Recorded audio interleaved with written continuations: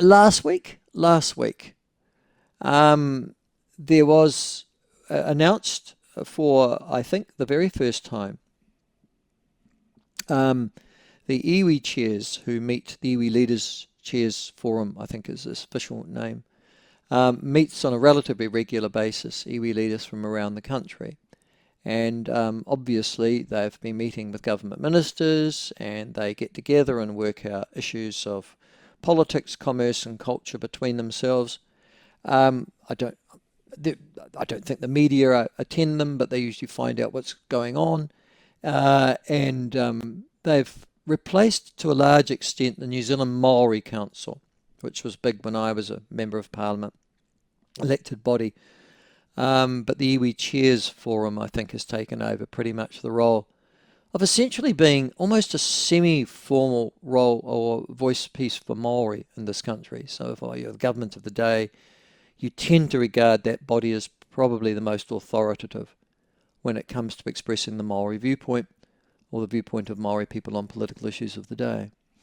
Well, last week they announced, along with the Council of Trade Unions, that they were going to take part in a day of solidarity. And someone who's involved in organising that and is our next guest, Dr Kenneth Cameron Kennedy, and he joins us now. Kenneth, great to have you on. Thank you so much for joining us. Kia ora. Tēnā koutou katoa. Tēnā koutou to you as well. Tēnā koe, sorry. Kenneth, I was interested in why iwi Chairs Authority and the CTU feel a day of solidarity is required, and A, and B, what it is intended to achieve. First of all, the idea came about when part of the Council of Trade Union came to do a presentation in front of a Pou Tangata group of the iwi Chairs, National Iwi Chairs Forum, Wānanga recently, and from that they took it to the National Iwi Chairs Forum, which was held in Tūranganui-a-Kiwa, Tairawhiti, in the month of July this year. And it was at that hui for all the iwi chairs in the country, they agreed unanimously to support the presentation from the Council of Trade Unions to work alongside the unions in the country to recognise and acknowledge this special day, which is called Rā Whakamana. And so recently at the marae in Tāmaki Makaurau last weekend, the 19th of September, at the Mahurehure marae, there was a launch of the special kaupapa, and that was held with the media in attendance, and so that's how it all happened. Okay, so Rā Whakamana is designed, it's the first time that iwi and unions have collaborated on a national scale. Is that correct? It's historical that this has happened between the unions of the country and the National Iwi Chairs Forum. It's Okay. historical in our view.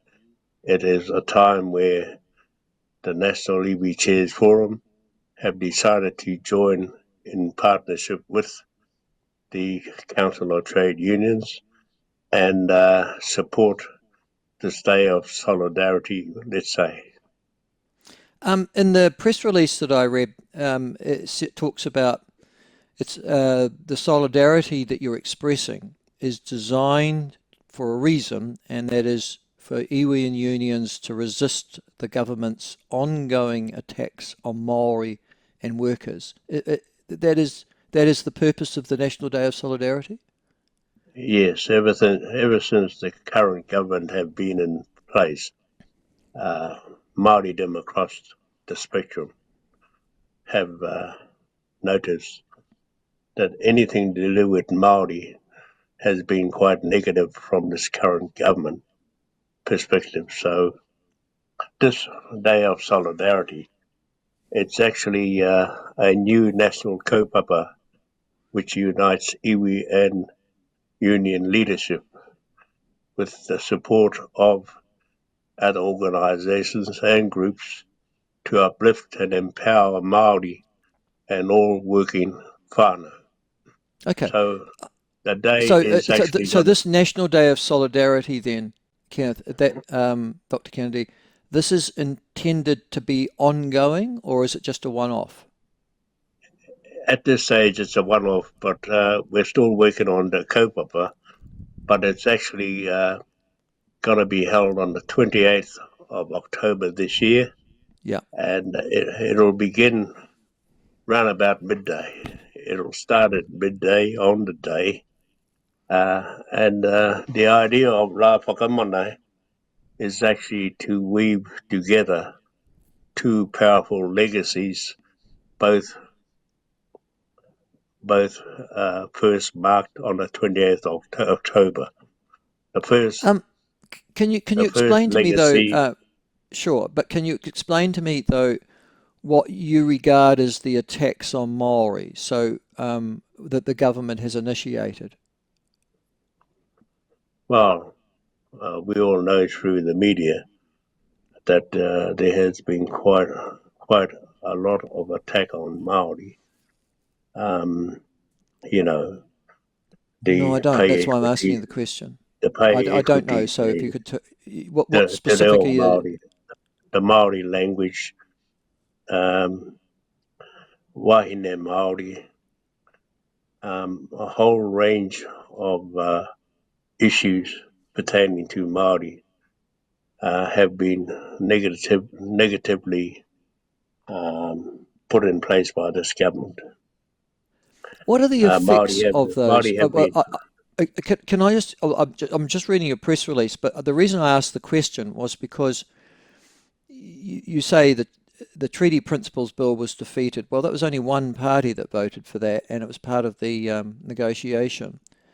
But you say they're undermining Te Tiriti o Waitangi, removing treaty clauses from law, pushing the Regulatory Standards Bill, which really doesn't have anything to do with the treaty, blocking pay equity for wahine, and eroding workers' rights and protection while costs keep rising.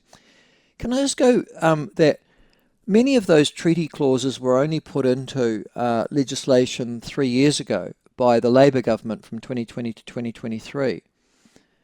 Does removing them really constitute an attack on Maori? Maori believe that the principles of the Treaty of Waitangi is very important to this country, and that's probably why the previous government did put it into legislation, because it's a never-ending, let's say, part of the founding documentation of this country when the Treaty of Waitangi was established, and we believe that everything to do with the treaty should be part of us as a country. Can I Really, ask the question why? This because it bemuses me.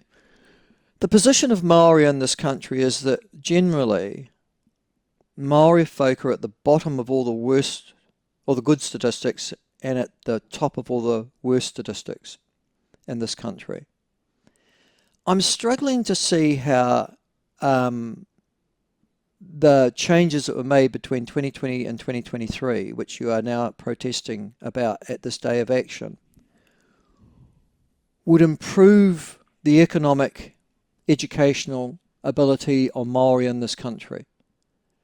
I mean, it's a lovely cultural idea, but how that will uplift Maori, allow them to be better educated, live more integrated lives, have more opportunities, get jobs that are better than the ones that they have at the moment, or the reliance upon welfare, for example. well, let us How get back. does that do that?